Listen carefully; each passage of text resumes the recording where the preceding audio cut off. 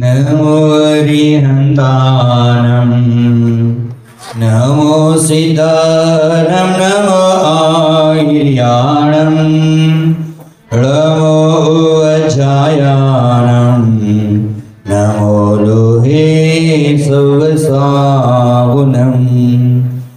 वन्दितो सर्वसिद्धे दुःममलं नोवमं गरीपते ओछामि समय बाहुड मिनमो सुध केवली भणिदम।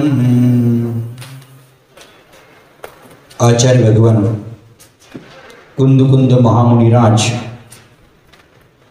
ग्रंथराज समयसार जी के माध्यम से निजात्म तत्व की उपलब्धि करा रहे हैं।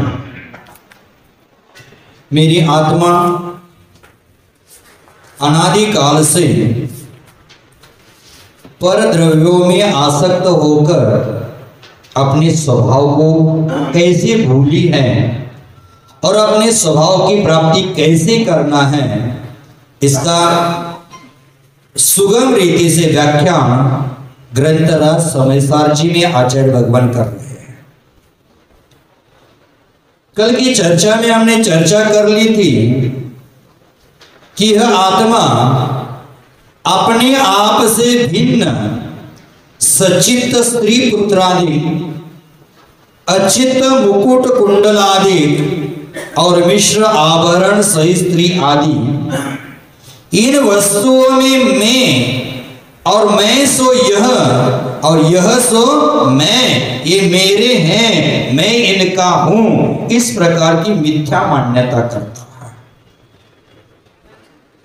आचार्य भगवंतों ने पुनः कहा था कि स्त्री पुत्रादि अलंकार आदि ये सब मेरे थे, मैं पहले इनका था, आगे भी ये मेरे होंगे और मैं इनका होऊंगा।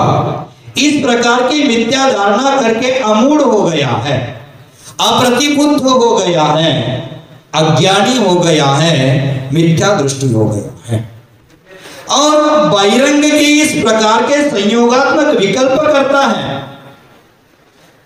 वह मूढ़ मोह भाव का धारक होता है, किंतु मोह से रहित अर्थात जो संयत है, जो संयमी है, वह पुरुष भूतार्थ माने निश्चयात्मक आत्म स्वरूप को अनुभव करता हुआ मैं और मेरेपन के ममकार और अहंकार के विकल्पों से दूर होता है और वह व्यक्ति सम्यक दृष्टि होता है। हमारे दर्शन स्वरूप में, ज्ञान स्वरूप में मलिनता आई है और इस मलिनता का प्रमुख कारण है हमारा अनादिकालीन मोह। आचार्य महाराज कहते हैं कि यह जीव और ये जीव का ज्ञान है वो मोह के कारण ढका हुआ है। ऐसे कहने का मतलब यह नहीं कि नीचे कोई पदार्थ है और ऊपर कोई दूसरा पदार्थ ढका हुआ हो। मोह से आवृत्त होने का अर्थ है ढका होना, पर वहां ऐसा अर्थ नहीं लेना जैसे कलम ने किया था अर्थ खली का अर्थ तेल निकलने के बाद जो मैल बचता है उसको भी खली कहते हैं, दुष्ट व्यक्ति को भी खली कहते हैं और धूर्त व्यक्ति को भी खली कहते हैं। योग्य जगह योग्य अर्थ लगाना आवश्यक है। जैसे सेंधव का अर्थ होता है नमक और सेंधव का अर्थ घोड़ा भी होता है। माने कोई एकाध व्यक्ति खाने बैठा है और थोड़ा सेंधव लेकर आओ, ऐसा बोलने से कोई घोड़ा लेकर आएगा तो वहां नमक लाना जरूरी है। उसी प्रकार यह संवृत्त शब्द का अर्थ है ढका होना, लेकिन इस जगह ऐसा अर्थ लगाना उचित नहीं है। किंतु यहां उसका अर्थ यह है कि मोह के द्वारा स्वभाव का विभाव रूप में परिवर्तित हो जाना। हमारा स्वभाव क्या है? ज्ञानमय है, दर्शन में है और भेदापेक्षा देखा जाए तो मेरा स्वभाव चारित्रमय है। माने मेरा स्वभाव रत्नत्रय स्वरूप ही है, लेकिन मोह के कारण मेरा ज्ञानमय स्वभाव भूल करके मैंने स्वयं को अज्ञानी बना दिया। स्वभाव को छोड़ करके विभाव की आराधना दिन रात कर रहा है। राग द्वेष करना मेरा स्वभाव नहीं है। भाव कर्म, द्रव्य कर्म, नौ कर्म मेरा स्वभाव नहीं है। मैं कर्म से अत्यंत भिन्न ज्ञानमय आत्मा हूं, लेकिन इस मोह के कारण मेरा स्वभाव विभाव रूप में परिवर्तित हो गया है। देख लेना, जल का स्वभाव शीतल है, अग्नि का स्वभाव उष्ण है, वो अपना स्वभाव कभी छोड़ते नहीं है। हो गया बहन, बहन, बहन, हो गया कि मैं इतना बोलता हूं तो मेरी बहनें क्यों पीछे रहे, वो भी बोलना चाहिए। बोलो, मैं आपको समय देता हूं, बोलो, बातें करो अच्छी से। स्वभाव नहीं है, विभाव है। मैं तो अशब्द स्वरूप ही हूं, शब्द मेरा स्वरूप नहीं है, लेकिन आत्मा शब्द अशब्द स्वरूप ही होते हुए भी शब्दों का उच्चारण ज्यादा करने में लग जाता है। ये विभाव है, ये अपने स्वभाव को ढांकने वाला काम है। यही आचार्य भगवान कहते हैं कि मोह के द्वारा स्वभाव है और स्वभाव का विभाव रूप में परिवर्तित हो जाना, यही इसका अर्थ, समृद्ध शब्द का अर्थ लेना है। स्वभाव के नीचे सुरक्षित है, ऊपर से मोह की चादर की भांति उस पर डाला गया आवरण है। ऐसा समझना ठीक नहीं कि ये आत्मा है, इसका स्वभाव ज्ञान दर्शन में है, ऊपर से कोई चादर डाली है और उस पर आवरण चढ़ गया है, ऐसा नहीं होता है। कि आत्मा तो ज्ञान स्वभाव, ज्ञानावरण, वरण बोला इसका मतलब आवरण, ऊपर से आवरण नहीं चढ़ाया जाता। वह स्वभाव को विभाव रूप में परिवर्तित करने का काम ज्ञानावरण करता है। दर्शनावरण विभाव में परिवर्तित कर देता है। कोई इतनी बड़ी चद्दर नहीं है कि जो आत्मा पर ढाक दे, आवरण चढ़ा दे, ऐसा नहीं होता है। ये स्वभाव को विभाव रूप में परिवर्तित कर देता है। यह का मोह से अवरुद्ध जो ज्ञान है, मोह से ढका हुआ ज्ञान है, इसका अर्थ ज्ञान का मलिन हो जाना, ज्ञान का विकृत हो जाना, ज्ञान का मिथ्या हो जाना, ज्ञान को विभाव रूप में परिवर्तित कर देना। जैसे कोई व्यक्ति शराब पीता है, शराबी है और शराब पीता है तो उसकी बुद्धि उल्टी हो जाती है, भले कितना भी विद्वान क्यों ना हो, कितनी भी बड़ी पीएचडी उसके पास क्यों ना हो, लेकिन उसकी बुद्धि विपरीत काम करना शुरू कर देती है। जैसे कोई डॉक्टर है, अपने कार्य में वो सफल नहीं हो पाता अगर शराब पी लिया है तो उसकी बुद्धि उल्टी ही काम करेगी। कोई एलएलबी व्यक्ति हो गया है, एलएलबी करने वाला भी अपना काम शराब के नशे में ठीक नहीं कर पाता। उसी प्रकार जबकि उसका ज्ञान शराब से प्रभावित हो चुका है, तब तक वो काम सही नहीं कर पाएगा। और हमारा ज्ञान मोह से उदत्त हो गया है, इसलिए हम कोई काम सही नहीं कर पाते। बंधुओं, अपने कार्य में सफल होना है तो हमारे आत्म रूपी सूर्य पर अज्ञान के, मोह के, मिथ्यात्व के बादल काले काले छाए हैं, उस बादल को छटना पड़ेगा। इस मोह के कारण हमारे ज्ञान का प्रकाश ढका हुआ है। उदाहरण मैं दे रहा हूं, देख लेना। आकाश में सूर्य है और सूर्य के ऊपर काले बादल ढक गए हैं। अब सूर्य का अस्तित्व नष्ट हो गया है कि अस्तित्व ढक गया है? प्रकाश दिख नहीं रहा है, इसका मतलब सूर्य का अस्तित्व ढक गया है, नष्ट नहीं हुआ है। उसी प्रकार हमारे आत्मरूपी सूर्य पर मोह के बादल आए हैं, मिथ्यात्व के बादल आए हैं, इच्छा आकांक्षाओं के बादल के कारण हमारा स्वभाव ढक गया है। इसका मतलब हमारा स्वभाव नष्ट नहीं हुआ। आपको सुई चुभाई जाती है तो उसका वेदन तो होगा, उसका अनुभव तो होगा, उसका ज्ञान तो होगा। माने हमारे पास स्वभाव त्रैकालिक है, वह शाश्वत होता है, उसको ध्यान में देना आवश्यक है। बंधु, शराब पीने के उपरांत जैसे लौकिक ज्ञान की यह दशा हो जाती है कि डॉक्टर का ज्ञान भी वहां काम नहीं करता, LLB व्यक्ति हो है उसका भी ज्ञान काम नहीं करता, बड़ा इंजीनियर कोई है तो उस ज्ञान काम नहीं करता, बहुत बड़ा विद्वान है उसका ज्ञान वहां काम नहीं करता, क्योंकि उस पर क्या है? शराब की नशा छाई हुई है। शराब की नशा में धूर्त है, और शराब की नशा में धूर्त होने के कारण वह लौकिक कार्य नहीं कर पाता। उसी प्रकार अनादि काल से हमने मोह रूपी मदिरा को पी लिया है, और उसी के कारण हमारा ज्ञान गुण विकृत हो जाता है। ज्ञान स्वभाव को हम भूल जाते हैं और पर का कर्ता बन जाते हैं।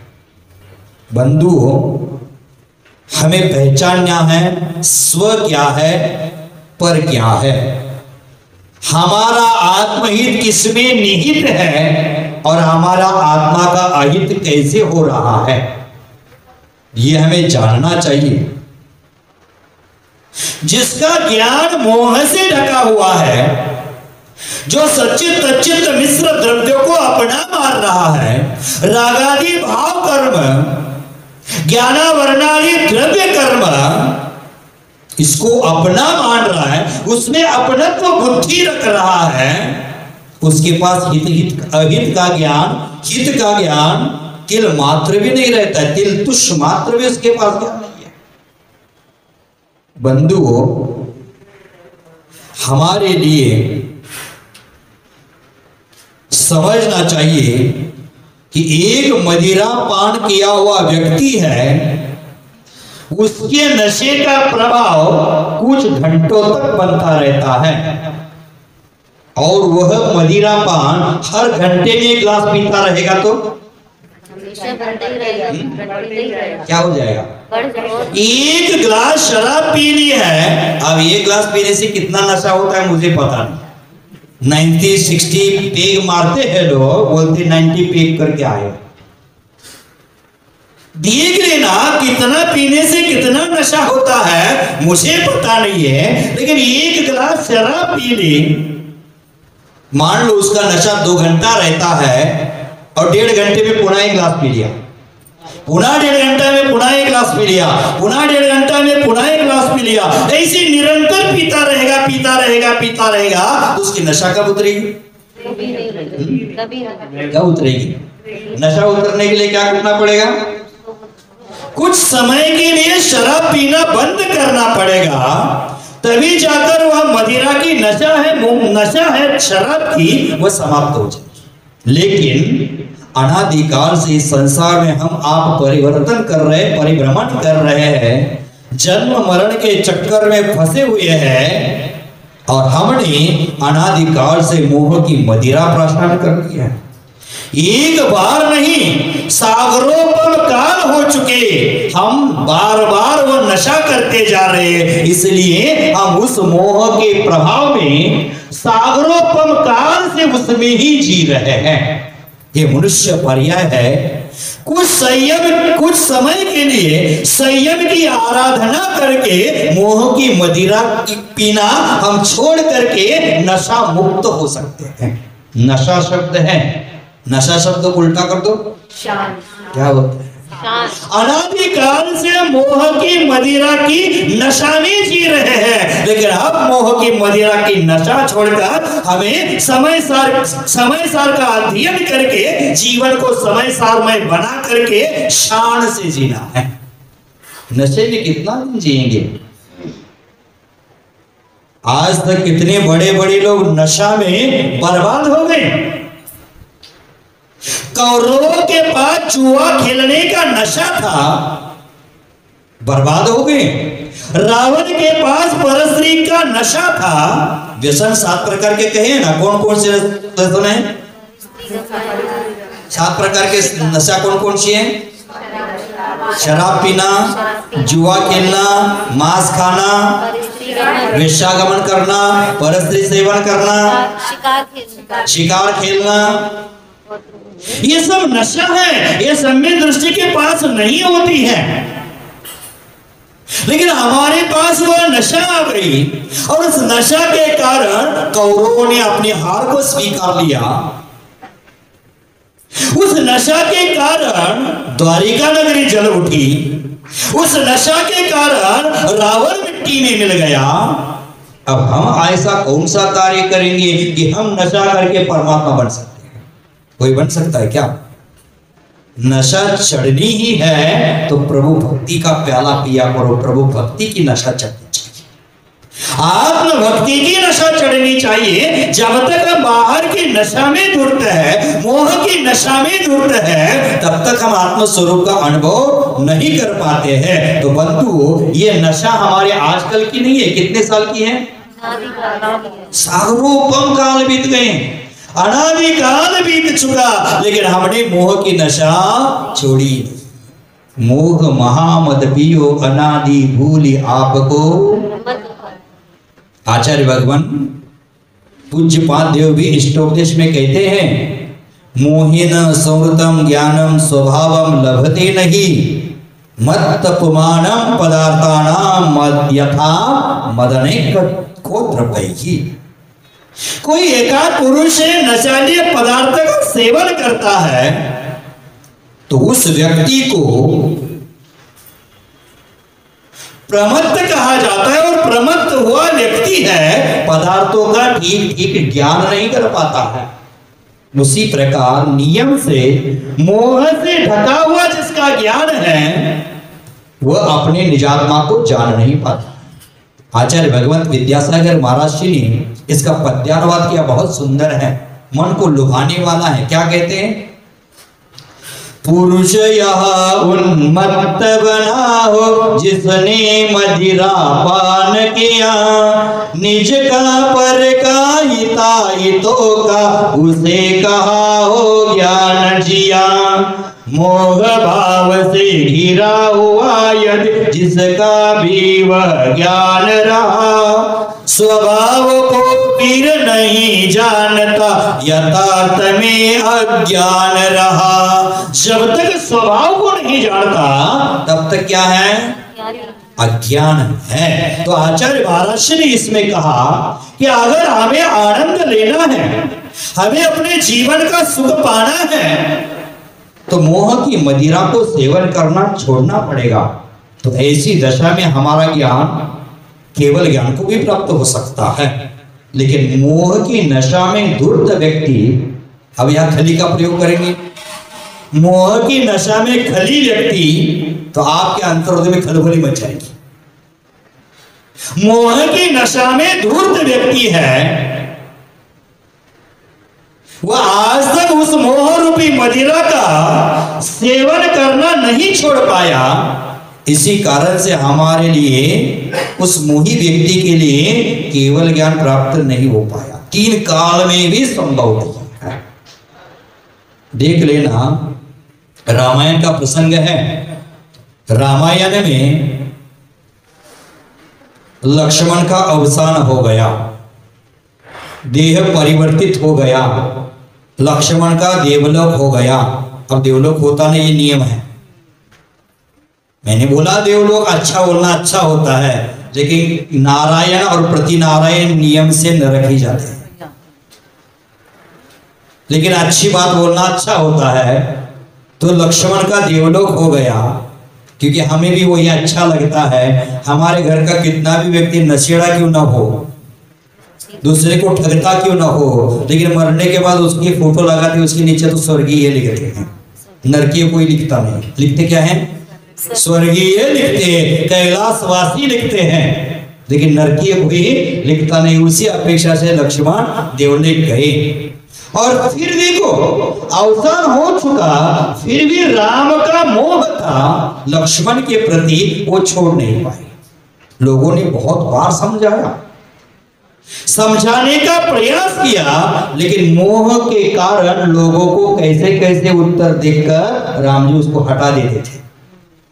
जब मोह का नशा कम हो गया तब ज्ञात हुआ कि वस्तुतः लक्ष्मण का तो अवसान हो चुका है, देह परिवर्तन हो चुका है। तब समझ में आया कि मोह की कैसी महिमा है कि रामचंद्र जैसे अति विद्वान लोग, अच्छी अच्छी नीतियां सिखाने वाले लोग, नीति तत्व लोग, शायक सम्यक दृष्टि जीव उसी भाव में राम जी को मोक्ष होना है, लेकिन उनको भी इतना मोह सताता है। कितना दिन तक मोह सताया? 6 महीने।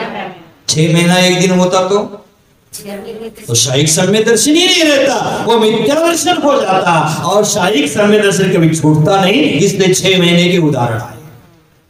6 महीने शव अपने कंधे पर लेकर घूमा, इसका मतलब यह नहीं कि डेड बॉडी को लेकर घूमा। अगर 6 महीने कोई डेड बॉडी लेकर घूमेगा तो क्या हालत हो जाएगी कि सड़ जाएगी, गल जाएगी, दुर्गंध हो जाएगा। 6 महीने डेड बॉडी लेकर घूमा, इसका मतलब है कि लक्ष्मण का विकल्प 6 महीना लेकर घूमा, ये लगा देना। जैसे हम क्या कहते हैं, मंदिर में आए हैं लेकिन माथे में घर लेकर आए हैं। माथे में घर है क्या? विचारों में घर है, माथे पर घर नहीं है। यहां हम बैठे हैं लेकिन हमारे मन में दुकान है। मन में दुकान, इतना बड़ा दुकान कहां बैठेगा मन में, लेकिन उस मन में दुकान के विकल्प है। उसी प्रकार रामचंद्र जी के मन में लक्ष्मण के प्रति 6 महीने विकल्प चल रहे थे। उसका वो मोह था और मोह की नशा में वह धूर्त हो गए थे। बंधु, यह मोह की नशा जैसे जैसे उतरती गई वैसे वैसे उनका मोह छटता गया और उन्होंने लक्ष्मण के विकल्प को छोड़ा। और भी ऐसे शास्त्रों में बहुत सारे उदाहरण भरे पड़े हैं। युग के आदि में उस समय भी ऐसे मोह के उदाहरण आपको देखने को मिले हैं। चक्रवर्ती भरत और बाहुबली दोनों ही तदभव मोक्षगामी जीव हैं, दोनों भी चरम शरीरी जीव है, दोनों भी शायिक सम्यक दृष्टि जीव है, दोनों भी सर्वार्थ सिद्धि से अवतरित हुए जीव है। सर्वार्थ सिद्धि से अवतरित होने वाले जीव एक भवावतारी होते, दूसरा भव उनको लेना नहीं पड़ता। भले कहीं कीर्तन करें, नरक से भी आ सकते हैं, लेकिन ये भरत और बाहुबली सर्वार्थ सिद्धि से उत्पन्न हुए थे। उससे आगे दोनों आपसी में सगे भाई थे। तीर्थंकर जैसे महापुरुष जिनके पिता थे, दोनों के ऊपर राज्य सत्ता का भार भी था, अपने अपने जीवन जी रहे थे। फिर भी ऐसी घटना घटी। यदि आज के युग में ऐसी घटना घट जाए तो सारा का सारा युग ही शुद्ध हो जाएगा, क्योंकि भरत तो चक्रवर्ती माने जाते थे। उन्हें मैं चक्रवर्ती हो, मेरे सभी लोग बात मानते हैं, ये मोह होता, ये मोह है। माने बात मानना भी एक मोह है। किसी किसी व्यक्ति को समाज के प्रतिष्ठित पद का भी मोह हो जाता। पद है ना, छोड़ने लायक चीज है, पद है। बहिरंग के पद जब तक है, बहिरंग के पदों में आदमी उलझा रहता है तो निज पद की अनुभूति नहीं हो पाएगी, स्वपद की ओर अग्रसर वो हो नहीं पाएगा। इसीलिए आचार्य भगवान कहते हैं शास्त्र जी में, साधु को भी समाधि लेना है तो पहले बहिरंग के पद छोड़ना पड़ता है। साधु पद पर आचार्य पद भी एक परिग्रह है, वह भी छोड़ना पड़ता है कि नहीं। छोड़े बिना चलेगा। जब तक पद का विकल्प है तब तक आत्म सिद्धि नहीं हो पाए, पद का विकल्प छोड़ना पड़ता है। बंधु, पद आता है तो मद आता है, पद आता है तो मद आता है, और मद आता है वो आदमी बर्बाद होता है। मान लेना मुन्ना लाल रोज पूजा करते, अभिषेक करते, शांति धारा बोलते हैं, मीठे मीठे मधुर आवाजों में भजन भी गाते हैं, कभी समय मिला तो स्वाध्याय भी करते हैं, धर्ममय उनका जीवन है। और उनका धर्ममय जीवन अगर बर्बाद करना है तो मुन्ना लाल को मंत्री बना दो। अब मंदिर में आने के बाद भगवान के अभिषेक पर ध्यान नहीं जाएगा, माली को बुलाएगा, अरे या लाइट क्यों चल रहा है, या पंखा क्यों चल रहा है, या सफाई क्यों नहीं हुआ। अपना अधिकार दूसरे पर जमाने का कार्य करेगा। माने पद पर आ गया तो स्वपद छूट गया, निज पद छूट गया, धर्म छूट गया। बंधु, पद छोड़ना भी एक दिन जरूरी है। जब आचार्य गुरुजी ने मुझे आचार्य पद देने का निर्णय कर लिया, मुझे बुला दिया रूम में, दोपहर का समय था, और गुरुजी ने बोला मेरा शरीर स्वास्थ्य नहीं काम कर रहा है, मुझे ऐसा एहसास हो गया है कि इस बीमारी से मैं बचूंगा नहीं, मैं आचार्य पद छोड़ना चाह रहा हूं। तो मेरी आंखें चमक गई। जो मेरे गुरुजी 6-7 दिन से उठकर बैठे नहीं थे, उस दिन उठकर बैठ गए थे।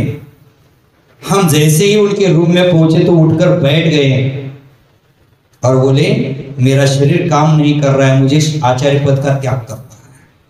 देखो, एक त्यागी को त्याग में कितना आनंद है। जो व्यक्ति 7 दिन तक खड़ा बैठ नहीं पा रहा था और त्याग का विचार करके उठकर बैठ गए। मैंने बोला ठीक है, अच्छा विचार है आपका, आपने जो भी निर्णय कर लिया है वो अच्छा है, हमारे सिरोधारी है। तो आचार्य श्री बोले मैं त्याग तो कर रहा हूं, लेकिन वो आपको स्वीकारना पड़ेगा। मैं त्याग कर रहा हूं, वो आपको स्वीकारना पड़ेगा। मैंने बोला ना ना ना, मेरी योग्यता नहीं है। मुझसे भी बुजुर्ग साधु संघ में विराजमान है, उनकी योग्यता हो तो उनको दे देना, मेरी योग्यता नहीं है आचार्य पद। आपने मेरे लिए आचार्य पद देने का सोचा, यही सबसे बड़ी बात है। मुझे बहिरंग का पद नहीं चाहिए। तो आचार्य ने बहुत समझाया, नहीं आपको लेना पड़ेगा, लेना पड़ेगा। हम मना कर रहे थे, आधा एक घंटा ये चर्चा बहस चल रहा था। फिर आचार्य बोले कि ठीक है, आप नहीं लेना चाहते तो मैं भी छोड़ना नहीं चाहता। अगर आप स्वीकारोगे तो मैं इसको छोड़ूंगा, नहीं तो पद के साथ समाधि कर लूंगा। मेरा पद में कल्याण होने वाला नहीं है, इस पद में मेरा कल्याण नहीं है, साधु पद में मुझे आना पड़ेगा, तभी कल्याण का मार्ग होगा। तो मैं धर्म संकट में आचार्य श्री को मैंने मीठे शब्द में पूछा, आचार्य श्री इस पद में आपका कल्याण नहीं हो रहा तो मेरा अकल्याण करने के लिए क्यों तुले हैं? आपका कल्याण इस पद में नहीं तो मेरा अकल्याण करने के लिए क्यों तुले हैं? मुझे यह पद देकर अकल्याण क्यों कराना चाहते हैं? आचार्य श्री ने बोला, अरे भैया किसी ना किसी को तो स्वीकारना ही पड़ेगा। बाप के सुख में बेटे का सुख होता है। अब मैंने जबरदस्ती स्वीकार तो लिया। उस दिन ही मैंने गुरुजी से कहा था, तो आचार्य पद का प्रवचन यूट्यूब आदि में है, वहां सुन लेना। मैंने कहा था कि न चाहते हुए मैं ये आचार्य पद जबरदस्ती स्वीकार रहा हूं, न चाहते हुए ये आचार्य पद मैं जबरदस्ती स्वीकार रहा हूं, लेकिन मैं गुरु चरणों की साक्षी से संकल्प करता हूं, जो जबरदस्ती से स्वीकारा है उसको जबरदस्त बनाकर दिखा दूंगा और जबरदस्त बनकर उसको बाहर कर दूंगा। बंधुओं, ये पद भी जबरदस्ती वाले होते हैं। ये पद निज पद से दूर ले जाने वाले होते हैं, स्वपद से दूर ले जाने वाले होते हैं। और चक्रवर्ती को अहंकार था कि मेरी आज्ञा सभी लोग मानते हैं, मेरा आदेश सभी लोग मानते हैं। लेकिन अब लेकिन आता है ना, धर्म कार्य में लेकिन आता है, परंतु आता है, मगर आता है और क्योंकि आता है तो धर्म छूट जाता है। ये 4 शब्द ध्यान, लेकिन, परंतु, मगर, क्योंकि। ये 4 शब्दों को निकालकर कचरे के डिब्बे में फेंक दो, डस्टबिन में फेंक दो। हमारा विचार होता है, महाराज श्री मैं रोज स्वाध्याय में आना चाहता हूं, चाहती हूं, लेकिन सामने लेके आ गए तो गई भैंस पानी में। महाराज मैं डेली कलशा अभिषेक करना चाहता हूं, मगर ये मगरमच्छ वाला काम हो गया। मैं साधुओं को रोज आहार देना चाहता हूं, परंतु अब लेकिन मगर परंतु धर्म छुड़ाने वाले हो गए काम।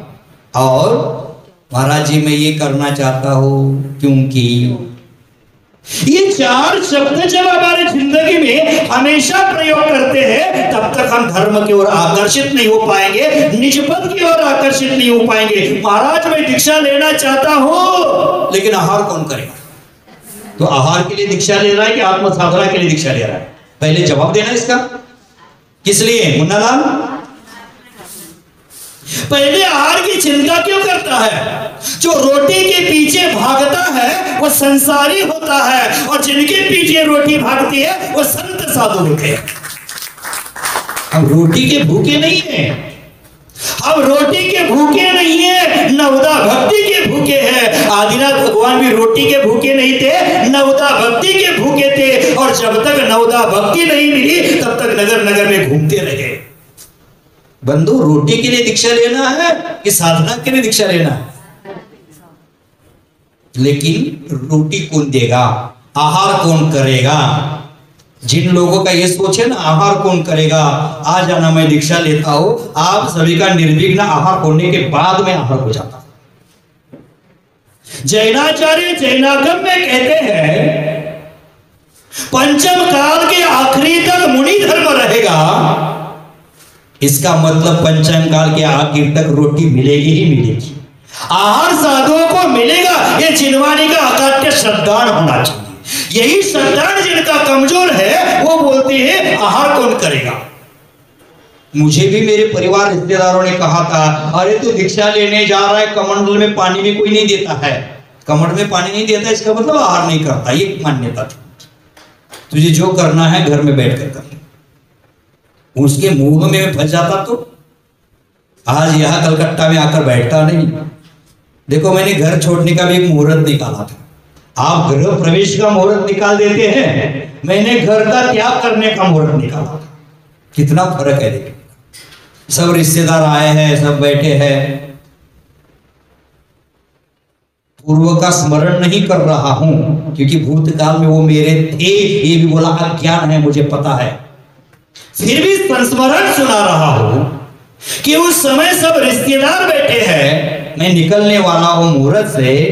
उस समय पिताजी पूर्व के मेरे, जो उनकी मां गुजर गई थी उस समय उनकी आंख गीली नहीं हुई थी। मेरे ऊपर थोड़ा अधिक मोह था। मैं जब घर छोड़ रहा तो दीवार को टकरा टकरा कर रो रहे थे। घर मत छोड़, घर में जो करना है कर लो। दीवार को टकरा टकरा कर रो रहे थे और उनके रोना देखकर, उनकी आंख के आंसू देखकर मेरा हृदय अगर मोहित हो जाता तो क्या होता? आप लोगों का भी ये धारणा होता ना, हमारा दीक्षा लेना चाहते लेकिन घर वाला नहीं छोड़ रहा है। अगर मेरा भी मन उस पापा के अश्रु को देखकर मोहित हो जाता और मैं बोलता नहीं आज घर नहीं छोड़ूंगा, तो आज तक मैं घर ही नहीं छोड़ता। उस समय मैंने बोला परिवार वालों को आपको जितना है रोना है रो लेना, तब तक मैं मंदिर जी में जाकर बैठता हूं। आपका रोना होने के बाद बुला देना, लेकिन मैं आज जाऊंगा जरूर। आज मैं आपके घर से निकलूंगा जरूर। पिताजी तो रो रहे हैं, लेकिन उस मां का मुझे स्वाभिमान है, गर्व है। उन्होंने आरती करके टीका करके मुझे बोला जाओ बेटा। धर्म के लिए उस मां ने मुझे दान कर दिया और बोल दिया एक वाक्य आज भी मेरी मां का मेरे कान में गूंजता है। मेरी मां ने कहा जाओ तो जा रहा है, लेकिन यह दरवाजा तेरे लिए इस जन्म में बंद हो गया है, पुनः पीछे लौटकर इस घर में नहीं आना।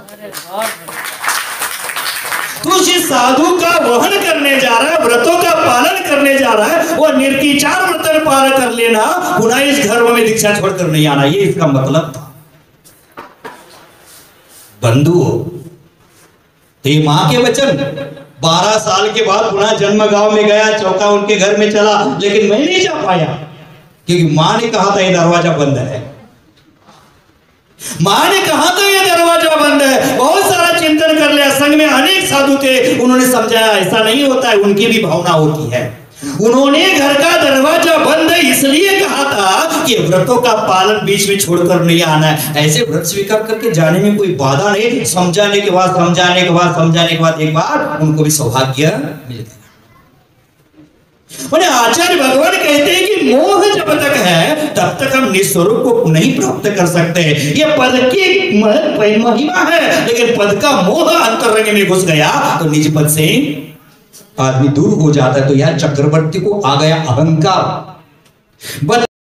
बड़ा होता तो बात भी अलग थी, 32,000 मुकुटमते राजे मेरे आदेश का पालन करते, लेकिन मेरा छोटा भाई नहीं कर रहा है। आ गया मन में विकल्प, और मन में विकल्प आ गया और ऐसी घटना घटी कि विचित्र घटना घटी।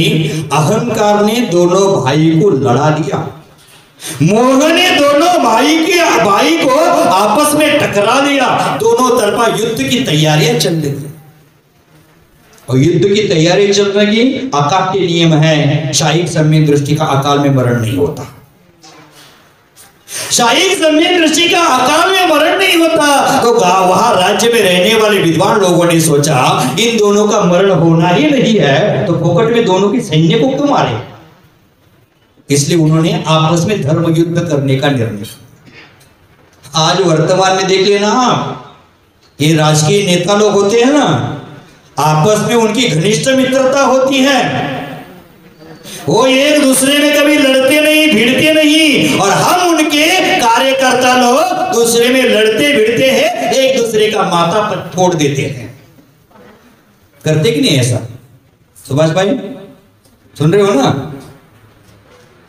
माने नेता राजनेता आपस में लड़ाई नहीं कर रहा है, हम लोग उनके लिए लड़ाई कर रहे हैं, मारपीट कर रहे हैं और आपस का व्यवहार बिगाड़ रहे हैं। कल अर्जिकल में किसी को नेता लोगों को मारपीट हुई थी, आया था वापस से, तो भीड़ लगी थी महाराज अर्जिकल। फिर कैसे कोई व्यक्ति आ गए, उनको बोला 3 बजे आने वाले थे, महाराज वहां इतना भीड़ लगाए, आ नहीं पाया।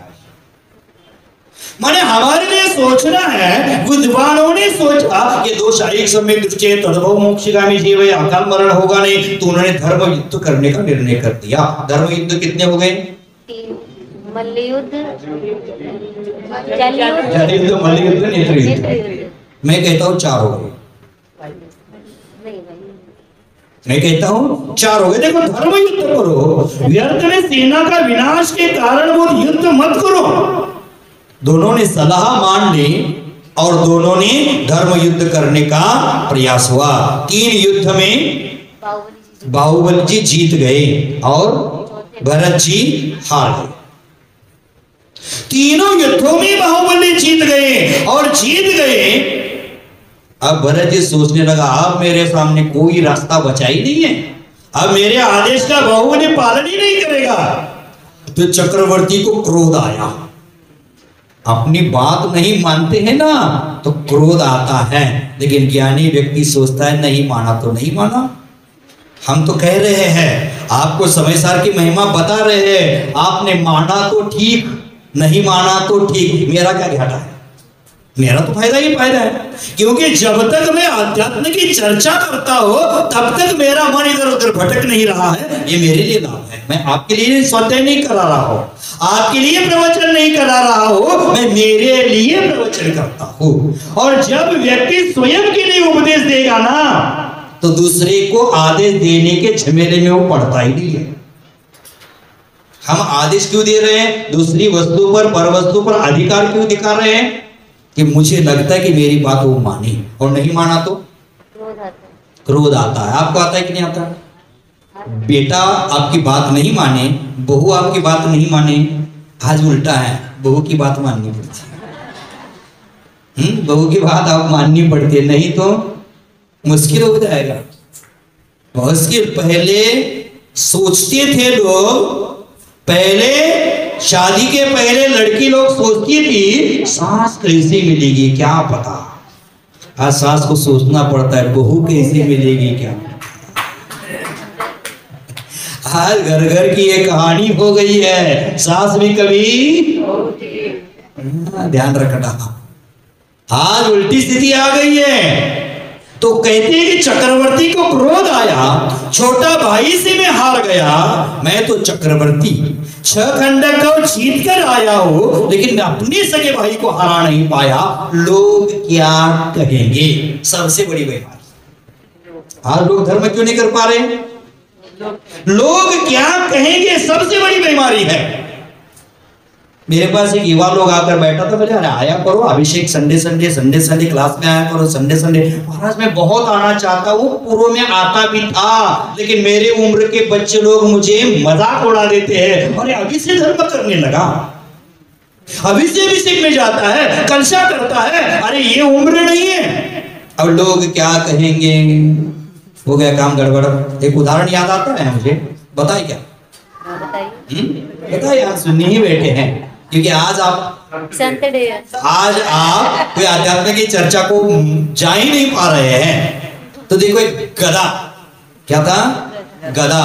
और गधे को लेकर, यहां से मान लो गधे को लेकर व्यक्ति चल रहे थे बंगवासी जाने के लिए, है ना? बंगवासी जाने के लिए बेटा और बाप गधे को लेकर जा रहे, बाप आगे खींच रहा है और पीछे से बेटा छड़ी मार रहा है, छड़ी मार रहा है।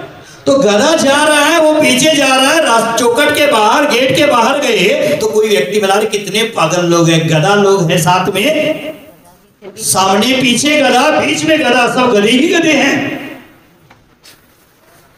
गधा कौन होता है? ग मीन्स गलत और धा मीन्स धारणा। जो गलत धारणा करता है वो गधा होता है। तो कहते हैं अरे ऐसे ही पैदल चल रहे, कोई ना कोई एक आध बैठ भी लेता है, इस पर गधा है, वाहन है, तो प्रयोग भी कर लेता है। तो पिताजी सोचे अरे सही तो कह रहे, गधा है लेकिन हम ऐसे ही निकल रहे हैं, गधे पर कोई बैठ लेता। तो बाप क्या सोचेगा, स्वयं बैठेगा कि बेटे को बैठाएगा? बेटे को बैठा दिया, बेटा बैठ गया। तो आगे आगे थोड़ा गए तो आगे और कोई व्यक्ति मिल गए, उन्होंने कहा कितना पागल बाप है, बेटे को, कितना बेटा पागल है, बूढ़े बाप को चला रहा है और स्वयं गधे की सवारी कर रहा है। उसको लगा रे रे रे रे रे मैं तो गलत कर रहा हूँ, पिताजी आप बैठे। अब ये गधा खींचने लगा तो आगे गए तो बोलता है अरे रे रे बाप कितना मूर्ख है, छोटे बच्चों को चला रहा है और आप आराम से बैठा है। अब क्या करें? अब दोनों गधे पर बैठ गए, दूसरे का सुनेगा तो ऐसे ही होगा ना, दोनों गधे पर बैठ गए। आगे जाते तो और एक व्यक्ति मिल गया, लगता है सुभाष भाई जी मिल गए, जीवों पर दया करते हैं ना। वो बोले अरे कितनी मूर्ख हो, इतना छोटा गधा है, दोनों ऊपर बैठे हैं। अब लोग क्या कहेंगे, ये सोच सोच कर उन्होंने क्या रहा है, ये तो गलत है, दोनों गधे पर बैठे, ये तो गलत है, छोटा गधा है। तो दोनों ने क्या कर दिया, गधे को उठाकर माथे पर ले लिया। अब गधे को उठाकर अपने माथे पर ले लिया। अब कहो ये मूर्ख थे कि ज्ञानी थे? ये मूर्ख है, दूसरों के बातों पर अपने जीवन का विचार बदल रहे थे, ये मूर्खता व्यवहार। इसी प्रकार धर्म करते समय लोग क्या कहेंगे, इससे बचो, इसका विचार न करो, हमें क्या करना है। चिरवानी क्या कहती है, लोग क्या कहेंगे इससे अच्छा लोक के उत्तर में लोग शिखर पर विराजित है, उन्होंने क्या कहा है ये सोचना चाहिए। उन्होंने ये जिनवानी के माध्यम से कहा है मोह का त्याग। तो भरत भी कहने लगे लोग क्या कहेंगे, इसलिए उन्होंने सोचा, उनके आयुधशाला में चक्ररत्न उत्पन्न हो गया था, तो उन्होंने क्या कर दिया, भाई पर चक्ररत्न चलाएगा, मैं चक्ररत्न चलाऊंगा, ऐसा सोचकर चक्ररत्न भी चला लिया। मान लो ये चौथा युद्ध मेरे लिए, ये चौथा युद्ध, मैंने बोला 4 युद्ध हो गए और चौथा युद्ध कर लिया। वह चक्र रत्न बाहुबली के पास गया और उसकी चक्र परिक्रमा लगा करके, क्यों अकाल मरण हो नहीं सकता, जोर से अकाल मरण हो नहीं सकता। ये चक्र रत्न ऐसा आयुध है तो अपने परिवार के ऊपर नहीं चलता। एक पौद्गलिक चक्र रत्न भी अपने परिवार पर नहीं चलता है और हम भाई भाई झगड़ा करते हैं। कितनी मूर्खता है। ये पौद्गलिक चक्ररत्न को भी पता है कि ये परिवार वाले हैं, ये रिश्ते वाले हैं, इनको परिक्रमा देकर पीछे लौटना है, लेकिन हम लोग भाई भाई सगा है वही एक दिन दगा देता है। सगा है, सगों ने ही आज तक हमें लूटा है। भगवान पार्श्वनाथ पर, मुनि पार्श्वनाथ पर 10 भोग में उपसर्ग किसने किए? भाई ने। रावण के मृत्यु का कारण कौन बना? विभीषण, अपना ही भाई था। पांडवों को राज्य से निकाल दिया, अपना ही भाई था। मीरा को जहर पिला दिया, अपने ही थे। मैंने आज तक जितने संकट पराये ने नहीं किए, वह संकट अपनों ने ज्यादा लिए हैं। मान लो पाकिस्तान ने भारत पर बहुत बार आक्रमण कर लिए, क्यों कर लिए? घर का ही भेदी है। कहते हैं ना, घर का भेदी लंका ढाए। घर का भेदी जब दूसरे से मिल जाता है तो क्या करता है? झगड़ा शुरू कर देता है। मैं बार बार कहता हूं कि घर का भेदी नहीं होना चाहिए। घर का भेदी हो जाता है, चक्ररत्न घूमकर आ गया और पुनः खड़ा हो गया, तब जाकर पुनः चक्रवर्ती की ओर चला गया। अब चक्रवर्ती को लगने लगा कि मैं चौथा भी युद्ध हार, मेरे पास इतना होकर क्या है? ये हुंडासुरनी काल की देन है। इस काल में ऐसे कार्य होते हुए देखे हैं कि जो विचित्र घटनाएं घटती देखी है, ये सब मोह का कारण है। क्योंकि जब ज्ञान मोह से समृद्ध होता है, प्रभावित होता है, तब तक ज्ञान भी जानता है और सही गलत का निर्णय नहीं कर पाता है। क्योंकि जब ज्ञान मोह से समृद्ध होता है, प्रभावित होता है, तब ज्ञान भी जानने में सफल नहीं होता।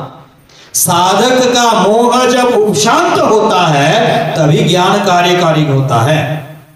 क्रोध का पारा उतरना आवश्यक होता है, तभी कार्य की निष्पत्ति हो जाती है, सिद्धि हो जाती है। यह सिद्धांत है।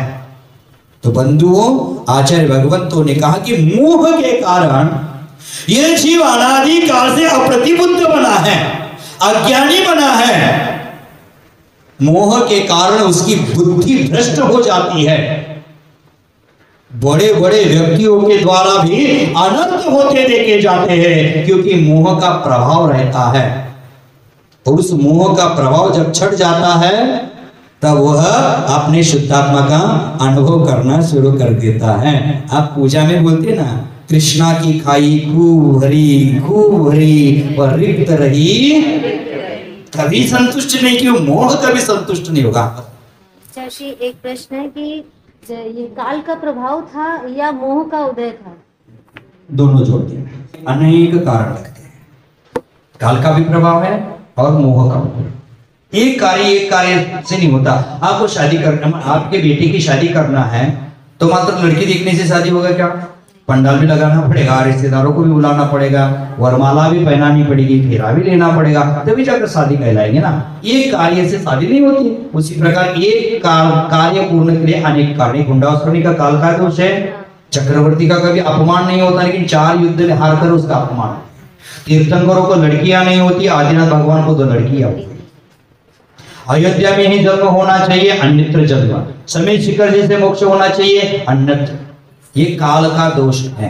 तो ये शास्त्र कहता है, तो उसको हमें मानना चाहिए। तो आचार्य भगवंतों ने कहा कि अनादि काल से जीव का मोह है, और मोह के कारण मैं उसका, वह मेरा, यह भाव बना करके ये अप्रतिबुद्ध बना हुआ है। कल आचार्य भगवंतों ने कहा था, चेतन परिग्रह, अचेतन परिग्रह, मिश्र परिग्रह, गृहस्थ की अपेक्षा क्या है, तपोधन की अपेक्षा क्या है, ये सब चर्चा कल हो गई थी। और अंत में कहा था कि कोई व्यक्ति असमूढ़ है। असमूढ़ माने मूढ़ता से रहित कौन होता है? सम्यक दृष्टि आत्मा ज्ञानी भेदा भेद रत्नत्रय भावना रत। ये अंत की लाइन थी। भेदा भेद रत्नत्रय भावना में रत है, ऐसा सम्यक दृष्टि जीव है, वह ज्ञानी होता है। ऐसी चर्चा कल की थी। कल की गाथा को पुनः दोहराऊंगा नहीं, आप याद रखिए। अब 3-4 लाइन की टीका जो बची थी वो आज करना चाहते हैं, क्योंकि आज पहले मैंने बहुत समय दे दिया, क्योंकि आगे की गाथा आज उठाता तो हुई नहीं पाती, इसलिए मैंने पहले ज्यादा कवर कर लिया और अंत में बताता हूँ, क्योंकि ये गाथा का विस्तार बहुत लंबा चौड़ा है। जीवन की व्यथा बदलने वाली ये गाथाएं हैं, समझ जाओ। किंच यथा को अपि अज्ञानी अग्नि इंधनम इंधनम अग्नि कालत्रे निश्चयेन एकांतेन अवेदेन वदति। क्या कहा? कोई एकाध व्यक्ति ऐसा है, भोला प्राणी ऐसा है कि 3 कालों में अग्नि ही ईंधन है और ईंधन ही अग्नि है, ऐसा एकांत अभेद रूप से कहता है। क्या कहा? अग्नि ही ईंधन है, ईंधन ही अग्नि है, मैंने दोनों में भेद नहीं किया, अभेद रूप से एकांत रूप से कहा। जिनवानी क्या कहते? भेद रूप से कहना। उन्होंने क्या कर दिया? अभेद रूप से कह दिया। तब तक वो क्या है? वैसे ही जैसे ईंधन ही अग्नि है, अग्नि ही ईंधन है, ऐसा एकांत से अभेद रूप से कहा। उसी प्रकार क्या कहता है? देह रागादि परद्रव्यम इदानीम आह भावामि। माने उसी प्रकार देह रागादि, मैं देह हूं, देह मैं हूं, मैं राग द्वेष करता हूं, राग द्वेष मेरे हैं, ऐसी धारणा बना लेता है। पूर्वम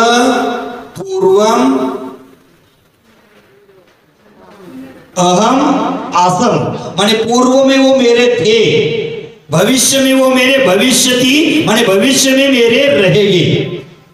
माने शरीर रागादि पूर्व में मेरे थे, भविष्य में मेरे रहेंगे। कहते हैं आगे, पुनः अग्रे भविष्यामि इति सो वदति। माने पूर्व में रागादि मेरे थे, भविष्य में रागादि मेरे रहेंगे। पूर्व में शरीर आदि मेरे थे, भविष्य में शरीर आदि मेरे रहेंगे। पूर्व में सचित्त परिग्रह मेरा था, भविष्य में मेरा रहेगा। पूर्व में अचित्त परिग्रह मेरा था, भविष्य में मेरा रहेगा। पूर्व में मिश्र परिग्रह मेरा था, भविष्य में मिश्र परिग्रह मेरा। ऐसे जो कहता है वदति, माने कहता है, सो अज्ञानी बहिरात्मा। वो क्या होता है? अज्ञानी होता है, बहिरात्मा होता है। तद्विपरीतो, माने पूर्व में वो मेरे नहीं थे, भविष्य में मेरे नहीं रहेंगे, ऐसा जो कहता है ज्ञानी सम्यक दृष्टि ही अंतर आत्म्या इति। क्या होता है? जो पर द्रव्य मेरा नहीं था, भविष्य में मेरा नहीं रहेगा, वर्तमान में मेरा नहीं है, ऐसा कहता है। वो कौन होता है? ज्ञानी सम्यक दृष्टि, ज्ञानी होता है, सम्यक दृष्टि होता है, अंतरात्मा होता है। पहले कहा था मिथ्या दृष्टि होता है, अज्ञानी होता है, बहिरात्मा। माने मान्यता, उसको मेरा मानना, परद्रव्य को त्रिकाल में मेरा मानना, भूत भविष्य वर्तमान में मेरा मानना, ये अज्ञान का लक्षण है, ये अज्ञान की जड़ है, वो दुखों की जड़ है। और परद्रव्य मेरा नहीं था, भविष्य मेरा नहीं है, वर्तमान में मेरा नहीं है, ऐसी मान्यता बनने वाला कौन? ज्ञानी है, सम्यक दृष्टि है, अंतरात्मा। कम से कम रात्रि सोते समय तो हम ये करके सोए, विचार करके सोए कि घर मेरा नहीं है, दुकान मेरा नहीं है। मान्यता से तो निकाल देना, कल सुबह उठने के बाद आपका ही रहेगा। लेकिन मान्यता से तो उसको हटा देना कि घर मेरा नहीं है, दुकान मेरी नहीं है, गाड़ी मेरा नहीं है, बंगला मेरा नहीं है। सुभाष जी धीरे से बोल देना, पत्नी मेरी नहीं है। देखिए अभी भी एनिवर्सरी मनाया है, मेहंदी अभी गीली नहीं, सूखी नहीं है, लाल लाल चमक रही है। सबका त्याग करके बोल दो, धीरे से बोल देना। नहीं पत्नी बोली कौन से महाराज आए हैं, पत्नी भी नहीं मेरी समझा रहे हैं, ये क्या अच्छी बात है? आप भी बोल देना पति मेरा नहीं है। मान्यता तो ऐसे बना लेना, कोई मेरा नहीं है, हम न किसी के, कोई न हमारा, हम किसी के नहीं है। और कोई एक अम्मा थी, बूढ़ी बुजुर्ग महिला थी, और उसका पति गुजर गया, देवलोक हो गया, और वह दिन भर रोती थी कि कोई नहीं मेरा, मेरा कोई नहीं है, मेरा कोई नहीं है, मेरा कोई नहीं है। रोना, जिंदगी में धर्म कर लिया और पति मर गया तो मंदिर आना छोड़ दिया। ये धर्म से मेरा क्या भला हो गया, पति मुझे अधूरा में छोड़ कर गया, मंदिर आना छोड़ दिया। तो कोई महाराज उस गांव में बार बार आते थे, उस महाराज से ने पूछा वो अम्मा का आज कहीं नहीं दिखती है, आजकल वो दिख रही नहीं है। तो बोले ऐसे ऐसी घटना घट गई, उन्होंने मंदिर आना ही छोड़ दिया और दिन रात यही रट लगाती है, कोई मेरा नहीं, कोई मेरा नहीं, भगवान भी मेरा नहीं, रट लगाती है। तो महाराज बोलते उसको बुलाओ, बुलाओ मंदिर बुलाओ, महाराज से आए बुला रहे, बुलाओ महाराज से आए बुलाए। तो बोले हम नहीं आएंगे, कोई नहीं मेरा, महाराज भी मेरे नहीं है। क्या बोल दिया? महाराज जी भी मिल रही है। तो अब क्या करें? महाराज जी जंगल के लिए बाहर जाते थे, उस दिन उन्हीं के घर की ओर से गए, उन्हीं के घर से उड़ गए। तो कोई महिला आगे भागते भागते गई, अरे अरे भाग भाग, महाराज जी आ गए। और हड़बड़ी में कहता है ना, तो आदमी उठकर आता है, और हड़बड़ी में उसको बोला तो भागकर रास्ते पर आई, महाराज जी का दर्शन कर लिया। महाराज जी रुके, महाराज जी बोले अम्मा मंदिर क्यों नहीं आती? महाराज जी क्या करे, कोई मेरा नहीं, कोई मेरा नहीं है। तो महाराज जी उसको बोले अम्मा ये आधा मंत्र बोलती है, पूरा मंत्र तो बोलो। अगर तुझे मंदिर में नहीं आना है तो मत आओ, लेकिन आधा मंत्र बोलने से तेरा कल्याण नहीं होगा। कोई मेरा नहीं है, ये आधा मंत्र है। उससे पहले ये बोलना मैं किसी की नहीं हूं, मैं किसी की नहीं हूं। ये अगर बोलेंगे तो मेरा कोई नहीं है, ये बोलने की आवश्यकता ही नहीं है। मेरा मात्र आत्मा है, आत्मा को छोड़कर मेरा इस जगत में कोई नहीं। महाराज जी इतना बड़ा बेटा मेरा नाम लगवाता है, रजिस्टर में लिखा हुआ है, क्या लिखा है? रजिस्टर में मेरे बेटे का, मेरे पापा का नाम लिखा है, बेटे का नाम बेटे ने लिखा है। बाहर कहा जाता है, उसको पूछते हैं किसका बेटा है, तो बोलता है मैं मुन्ना लाल का। बोलेगा कि नहीं बोलेगा? माने वो बोलता इसका बेटा है, लेकिन यह अज्ञान है, आवाज कोई किसी का नहीं है। बेटा कहां तक है? पत्नी कहां तक है? चौखट तक। चौखट के बाहर पत्नी नहीं आएगी। बेटा ध्यान रखना, तेरा ही बेटा हो, तेरा ही बेटा एक दिन आग लगाए रे। जीवन है उड़ती पतंग कब कट जाए रे। जीवन है जलता दीप कब बुझ जाए रे। कब बुझ जाएगा कोई भरोसा है? हम बेटे को पाल पोस कर क्यों बड़ा कर रहे हैं? एक दिन कहा था लगता है, माचिस बॉक्स 1 रुपए में आता है, 50 तिल्ली होती है, एक का दाम 2 पैसा हो गया, और 2 पैसे की आग लगाने के लिए पूरी जिंदगी उसके पीछे बर्बाद। 2 पैसे की तिल्ली से हमें जलाने के लिए हम जिंदगी भर तिल तिल जलते रहे, क्या फायदा हुआ मेरा? आपके बेटे के लिए खाना छोड़ा, पीना छोड़ा, कर्जदारी निकाली, लेकिन बेटा मरने के बाद आपका स्टैचू नहीं बनाएगा, जलाएगा ही। और तो और कोरोना काल में पैकिंग में ही जला दिया, वो जलाने आया भी नहीं। आजकल सब पैकिंग में आ रहा है। आजकल का प्रभाव, दुष्प्रभाव इतना है कि डेड बॉडी भी पैकिंग में आने लगी थी। हम पैकिंग का खा रहे हैं ना, पैकिंग का जमाना है।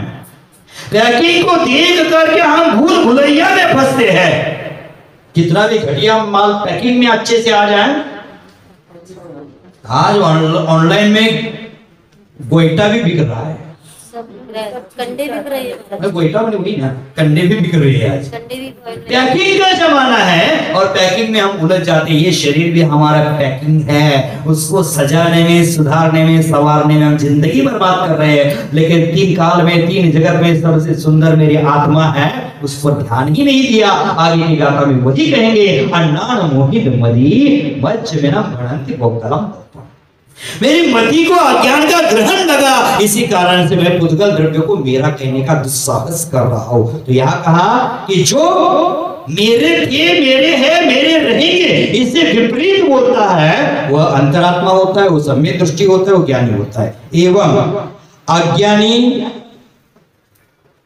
एवं अज्ञानी ज्ञानी जीव लक्षणम ज्ञात्वा निर्विकल्प स्वसंवेदन ज्ञान स्वसंवेदन लक्षणे भेद ज्ञाने चित्वा भावना कार्येति ताम एव भावना दृढ़यति। इसलिए क्या करो, ज्ञान अज्ञान का भेद जानो। ज्ञान क्या है? मैं अकेला हूं, पर द्रव्य मेरा नहीं, ये ज्ञान। और पर द्रव्य मेरा है, था, रहेगा, ये बोलना अज्ञान। अब ज्ञानी अज्ञानी, इसमें हमें भेद करना है। और ज्ञानी अज्ञानी जीव लक्षण ज्ञात्वा, ज्ञानी जीव का लक्षण जानो, अज्ञानी जीव का लक्षण जानो, और निर्विकल्प स्वसंवेदन लक्षण भेद ज्ञान में स्थित हो जाओ। निर्विकल्प स्वसंवेदन ज्ञान में स्थित हो जाओ, उसकी ही भावना करो। और ताम एव भावना दृढ़यति, उसकी भावना की दृढ़ता करो। स्वसंवेदन ज्ञान की दृढ़ता करो, आत्मानुभव की दृढ़ता करो। समझ गए?